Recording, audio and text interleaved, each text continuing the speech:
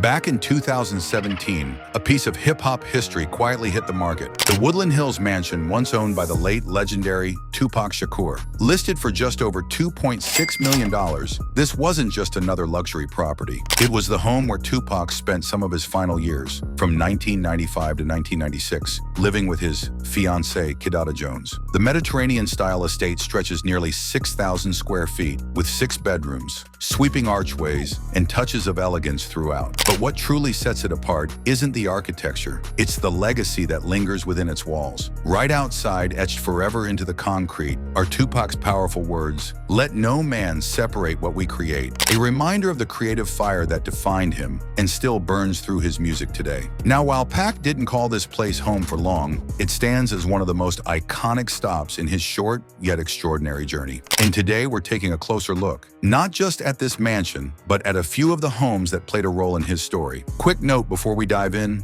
we never share addresses, and as always, please don't visit any private residences. It's just not safe for anyone. Tupac Shakur, or simply Tupac, was more than a rapper. He was a poet, a storyteller, and a voice for the voiceless. Through his lyrics, he spoke out about poverty, injustice, and life in America's inner cities. His message was raw, honest, and real, and that's what made him an icon. Tragically, on September 7, 1996, that voice was silenced. Tupac was shot 4 times in a drive-by shooting in Las Vegas. 6 days later, he was gone, only 25 years old. The world was stunned, but Tupac's music never stopped. Even after his death, 5 platinum albums were released, proof that his influence only grew stronger. To this day, he sold over 75 million records worldwide, cementing his place as one of the greatest artists of all time. So let's step back in time and explore the homes that once held the energy, creativity, and spirit of Tupac Shakur, the man whose legacy refuses to fade. When Tupac Shakur passed away in 1996, reports claimed his net worth was only around $200,000, a surprisingly modest figure for one of hip-hop's biggest legends. But that number wouldn't stay low for long. In the years that followed, his unreleased music, posthumous albums, and continued cultural impact turned his estate into a powerhouse, now worth an estimated $40 million.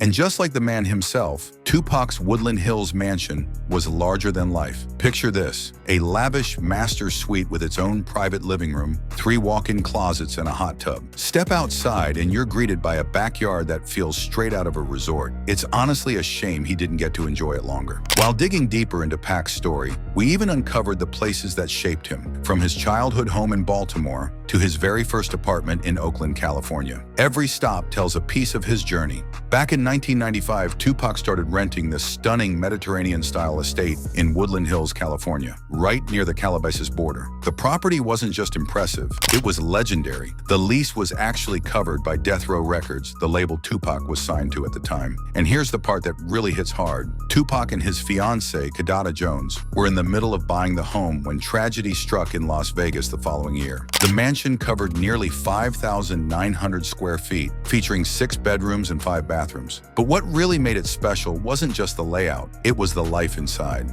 During his time there, Tupac opened his doors to the people he loved most. Friends, family, even his mom, sister, nieces, and a few of his teenage cousins all stayed under that roof. The place had this warm, almost dorm-like energy, filled with laughter, music, and late-night conversations. It wasn't just a mansion, it was a safe haven, a home for the people who mattered most to him. Tupac Shakur's former Woodland Hills mansion perfectly reflected his larger-than-life personality and love for family. The rapper transformed parts of the home into a private arcade filled with video games and slot machines, making it a lively retreat for friends and loved ones. Since his time there, the property has seen several owners, including DJ Lethal of Limp Bizkit, who spent about $1 million modernizing it while preserving Tupac's legacy. Outside, his words, "Let no man separate what we create," remain carved into the concrete. The mansion exudes California luxury, featuring a wide brick driveway for 15 cars, ivy-covered walls, and grand double doors opening to a bright foyer with cherry hardwood floors and a sweeping staircase. Inside are elegant living spaces, a cozy fireplace lounge, a chef's kitchen with French doors, and a family room leading to a resort-style backyard. blending warmth, sophistication, and enduring history. Upstairs, the guest rooms connect through Jack and Jill bathrooms, but the real showstopper is Tupac's former master suite. This space was straight-up MTV Cribs material, featuring a fireplace, custom mantle, and private sitting area that opened onto a balcony overlooking the grounds. And of course, no Legend suite would be complete without 3 walk-in closets, including one dedicated entirely to shoes. A perfect home for Pac's ever-growing collection of sneakers and boots. The ensuite bathroom felt more like a luxury spa, with dual steam showers, a massive glass-enclosed shower, and a jacuzzi tub that came with its own fireplace and flat-screen TV overhead. Every corner of the place feels like it still holds a whisper of Tupac's energy, creative, bold, and unforgettable. I mean, seriously, what more could you ask for? Tupac's master bathroom was pure luxury. Think his and hers sinks, a marble-topped vanity, and a floor-to-ceiling mirrored entrance illuminated by sparkling chandeliers. Every inch of it screamed star power. And as you'd expect from an A-list artist like Tupac, his home was overflowing with high-end features, inside and out. The place came equipped with a wet bar, a temperature-controlled wine fridge, and even a game room stacked with arcade games and slot machines. Massive sliding glass doors connected the interior to the outdoors, making it feel like one seamless, open space. Step into the backyard, and it's easy to forget you're not at a 5-star resort. Stone terraces, some shaded, some open to the sky, frame the property, each with cozy seating areas and 2 brick, wood-burning fireplaces. The entire space was built for entertaining, complete with a full outdoor kitchen, BBQ setup, and bar. And if that wasn't enough, there was a pool and spa with a waterfall feature, plus a secluded patio tucked between fruit and palm trees. Add in wide stretches of green grass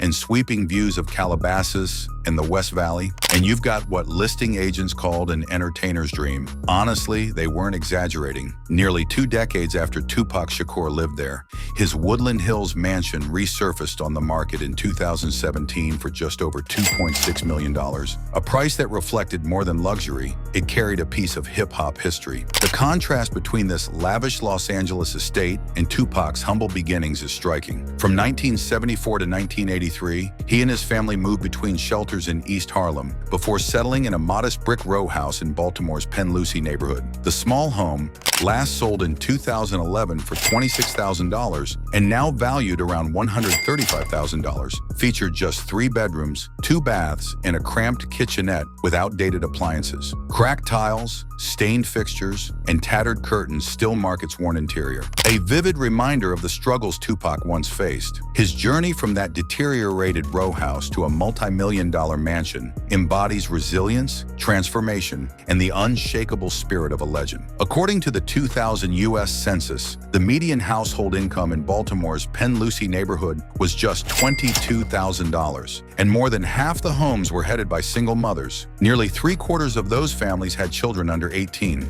Life here wasn't easy. It was survival. And for young Tupac, it was the world that shaped his fire, his focus, and his voice. Seeing where he started really puts into perspective how far he came. Of course, between that Baltimore row house and his multi-million-dollar mansion in Woodland Hills, Tupac made a few stops along the way, one of the most important being his Oakland apartment. Oakland, California marked a turning point in Tupac's life. It was his first real apartment, a spot he shared with Kidada Shakur and fellow rapper Saphir. In a 1993 interview, Pac said, "When I got to Oakland, that's where I learned the game. So that's why I give all my love to Oakland. If I'm going to claim a city, I'm going to claim Oakland." That city became a huge part of his identity, his hustle, his confidence, his attitude. But the apartment itself, let's just say it wasn't exactly spotless. Friends joked that Tupac would leave stacks of dirty dishes piled so high they leaned against the fridge, surrounded by a chaotic rainbow of clutter. There aren't many listing photos from the time, but today the entire building that held his old apartment is valued at around $1.4 million. The property covers 7,692 square feet with 10 bedrooms and 10 bathrooms total. And no, that's not one unit. That's the whole building.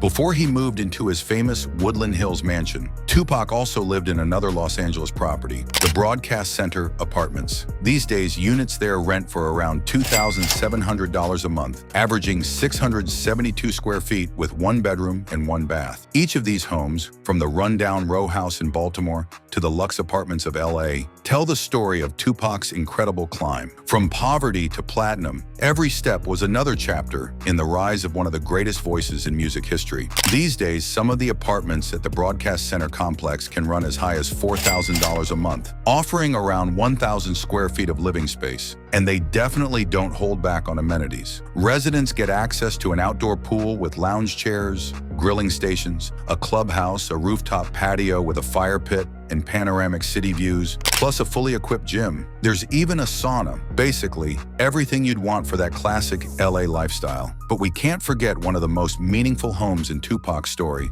the Georgia estate. In 1993, Pac bought his mother, Kidada Shakur, a beautiful 2.2-acre property in Stone Mountain, Georgia. The estate came with a spacious 6-bedroom home, and it was his way of giving back. A thank you to the woman who shaped him and believed in him long before the fame. So we've seen it all, from the luxury of Tupac's Woodland Hills mansion to his humble beginnings in Baltimore and the places he called home in Oakland and Los Angeles. What did you think of that Woodland Hills mansion? The place was insane, right? Seeing where he started and how far he came, from a rough neighborhood in Maryland to one of California's most exclusive areas, it's inspiring. And honestly, knowing Tupac's work ethic and passion, it's no surprise he earned every bit of it. It's just heartbreaking that he didn't get more time there, with his fiancée, with his friends, with his family. He had finally reached a place of peace and success, but life had other plans. Still, what I love most is how he opened that home to everyone he cared about. He filled it with people, laughter, and energy, the same way he filled his music with soul and truth. Now I'm curious, which part of that house would you love most? The resort-style backyard with the waterfalls and fire pits, or the lavish master suite with 3 walk-in closets? Personally, if I had a setup like that, you better believe every closet would be packed with outfits. All right, guys, that wraps up this look at Tupac Shakur's incredible homes, from his early days to his legacy mansions. Let me know your favorite part down in the comments, and don't forget to follow me on Instagram for more behind the scenes and future house tours. Thanks so much for watching, and I'll see you all in the next video. Bye!